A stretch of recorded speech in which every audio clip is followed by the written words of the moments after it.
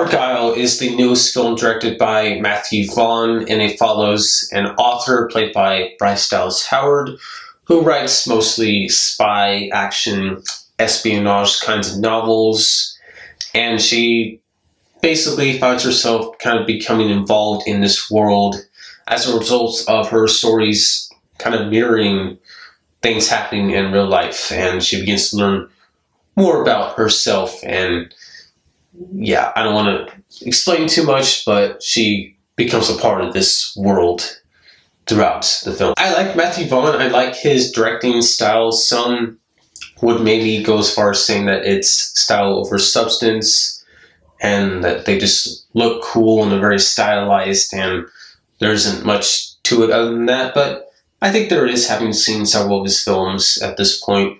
I also just like how he is openly shit on Oscar movies. I can't remember the exact quote, but one time in an interview he said that like all those award movies put him to sleep and he finds them just so boring, and he wants to make more exciting, adventurous, action-packed movies a la Raiders of the Lost Ark, Die Hard, etc.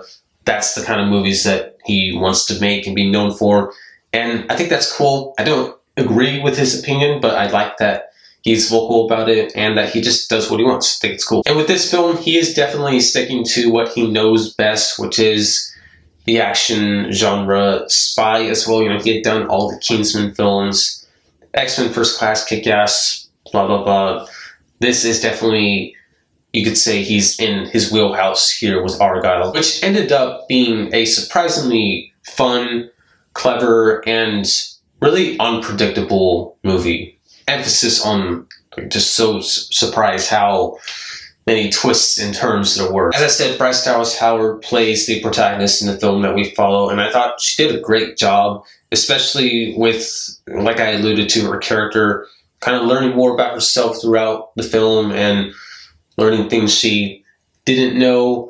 You know, like there's all these kinds of revelations that she goes through. She did a great job at selling those moments. Sam Rockwell is also really great here. He plays an actual spy, one of the funnier characters in the film too. And then I was really pleasantly surprised with what they did with Bryan Cranston's character and Catherine O'Hara's character. Those two, I don't want to say who they are, who they play, but it was not what I expected from seeing the trailers, from just the way that they were presented and portrayed in the first half of the film.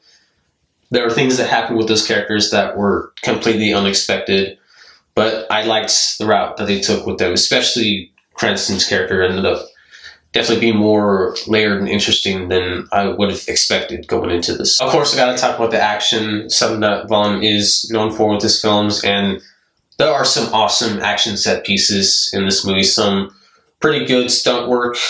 Maybe the camera was a little too shaky at times for my personal liking, but all in all, I thought these were really well filmed.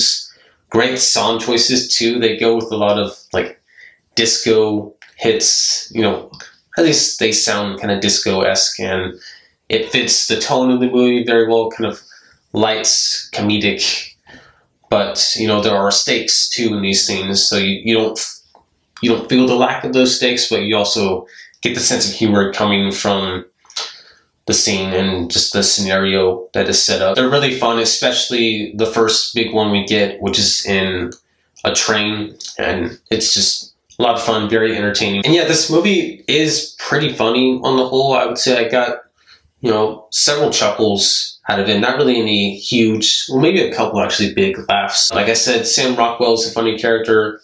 John Cena, he has a couple of lines, just like the moments I remember laughing. He has a couple of initial lines we get from him that I thought were just so ridiculous and honestly just dumb humor, but I thought it was hilarious. I wish he was in it more, to be honest. I will say, with all the twists and turns and unexpected characters being actually this person instead of that person, that kind of stuff happening, it did get a little bit old by the third act. It did feel like it was just something that they were utilizing to advance the plot and keep things moving. And at certain points, you know, even though I was pleased overall with how unpredictable it was, it did feel a little cheesy and a little forced at times. Just another twist. Oh, here's another thing. Oh, this is different from this now. You know, it was sort of a pattern that was building up, and I do think the film was a little dependent on that. Whereas I feel like they could have actually leaned more into the psychological aspect that is presented with Bryce Dallas Howard's character, not to give anything away, but there is a persona that she talks to, character that she kind of sees in her head and her minds, and I feel like that could have been an effective way to keep the plot moving and to take place of these revelations.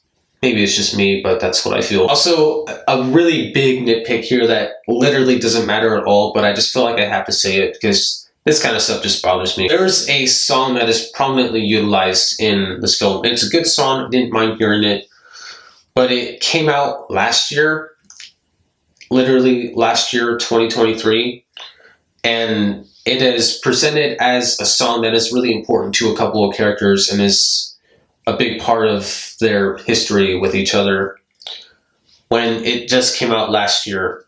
So I just personally didn't like that they pretended that this song was old. Huge nitpick, but I just felt like I had to say that. And also, this seems to be a weird trend with Matthew Vaughn films where a lot of the effects and green screen looks good, looks solid, but then there are at least a couple moments where it looks really bad, and that is still the case with this movie too. There are certain shots where the background looks completely fake or the CGI isn't convincing at all. But yeah, I would say for the most part, that aspect of the film was pretty well done. But overall, Argylle was a surprisingly fun time. I did enjoy myself.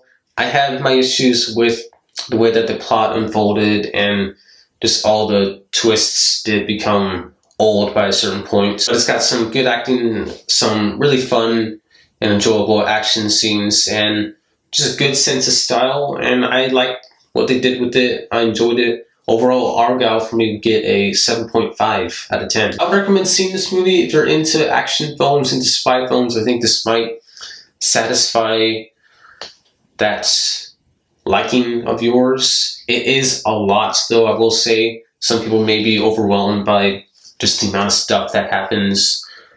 So maybe be slightly cautious if you're one of those people that just is affected by movies that are very weighty and have just a lot of big moments and dramatic stuff that happens.